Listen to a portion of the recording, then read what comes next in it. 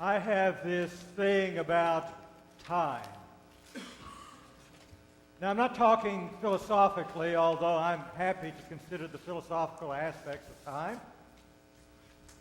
But I'm talking about functional aspects of time. I hate to be late. I absolutely hate to be late. I will leave early and get somewhere early if I can do so in order to not be late. And I'll get there quite a bit early. I'll hang around outside. I'll check my email. I'll do those sorts of things. Anything to not be late. I've had various positions throughout my life that involve timeliness. Some of them where I would schedule people for a certain amount of time and we would have to start on time. And if we didn't start on time, if it was their fault, they lost part of their time. If it was my fault, I would just spread it on out. But time is very important to me, and being on time is important. I like the fact that our system with worship now automatically starts us over with the pre-service music at a certain time. And I try and I strive, and I'm not always successful, to get us out on time, out of respect for your time and my time, and the fact that our musicians have another gig. Not necessarily in that row of importance either.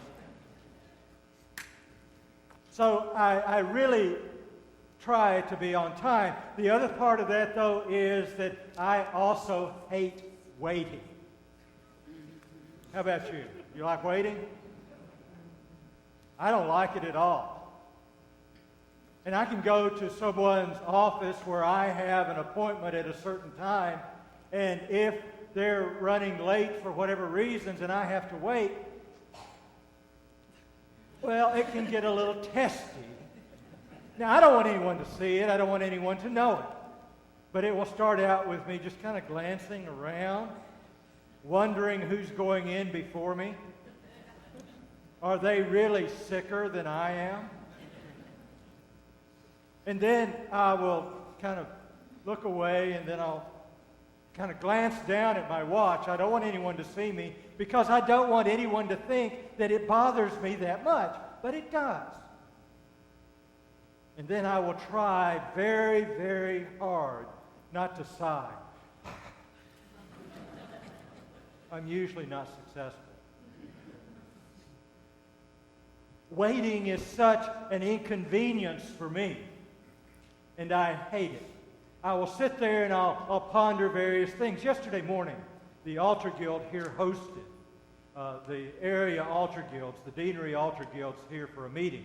And I've known for weeks that they wanted a Eucharistic service at 11:30, and I was happy to come in and do it.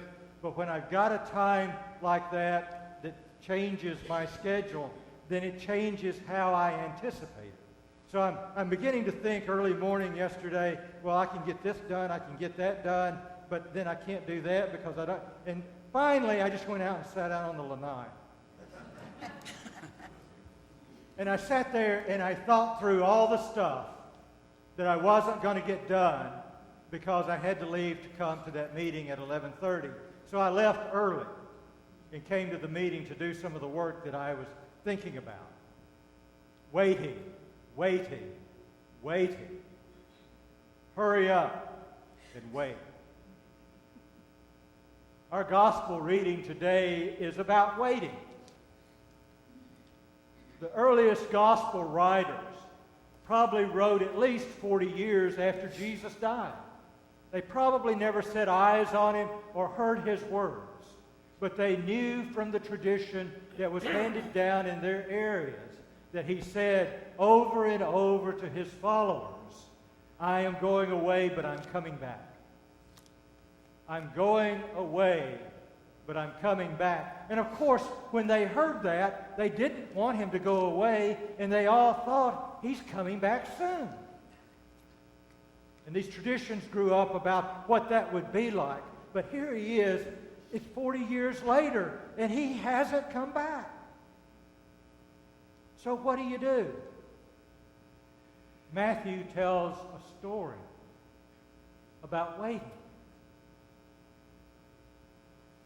He tells a story about waiting. 10 bridesmaids and 20 bridesmaids split in half, 10 and 10. 10 of them are called the foolish bridesmaids, and 10 are called the wise ones.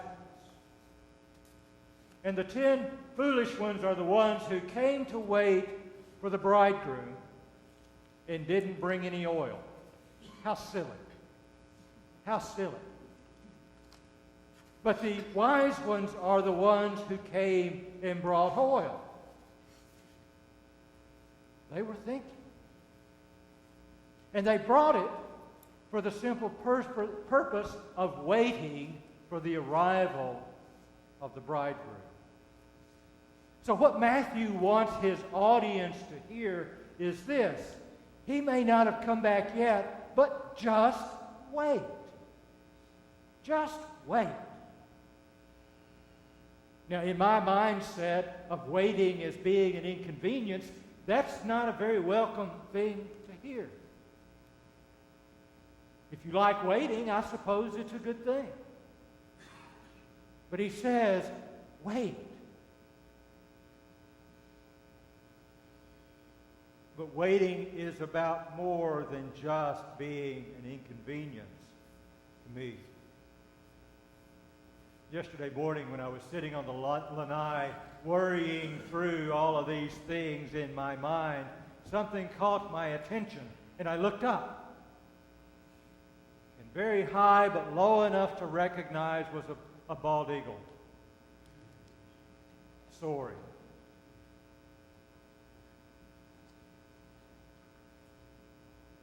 And I thought,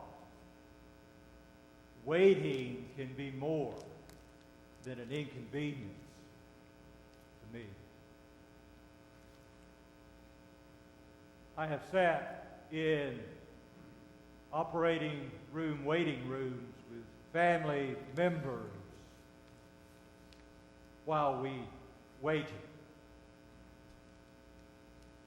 I've sat in the waiting rooms and emergency rooms while we waited. And what I can say about those times of waiting with people is that they are very, very often sacred, holy times. That there is a presence of God that pervades those times. There's serendipity that goes with the conversations and the connection, and something special happens. I've sat with people as we waited for someone to die. And I've sat with people, and I've sat and waited on my own for the birth of children. Waiting for us can be just more than a simple inconvenience. It can be a redeemed time in God's time. When something special, sacred, and holy happens in our lives. Waiting can be a good thing, a holy thing, and a thing where we encounter God. Reading this story for this homily, I became aware that I was thinking, I'm not so sure, but what all 20 were foolish. I know that's not what it says. That's me kind of going off on one of my tangents. And I'll tell you why. The bridesmaids that we're told were wise were so foolish as to think that in this story about the kingdom of heaven, there's not enough oil to share. In the kingdom of heaven, there is an abundance.